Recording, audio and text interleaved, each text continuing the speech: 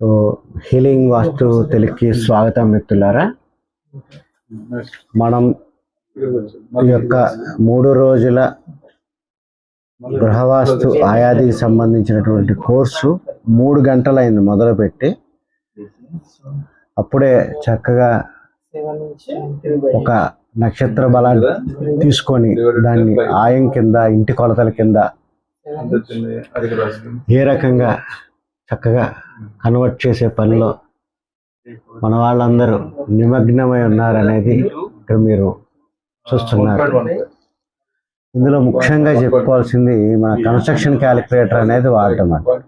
So ఇటువంటి construction క్యాలిక్యులేటర్ని వాడడం వల్ల ఆయాది నెంబర్ని ఇంటి కొలతల కింద 5 ప్రపోర్షన్స్గా ఎలాగ మార్చచ్చు అంటే ఈ యొక్క శాంతికం, పౌష్టికం, జైదం, అద్భుతం, సర్వకామికం ఎలా చేయొచ్చు అనేది ఇప్పుడు నేర్చుకుంటున్నారు.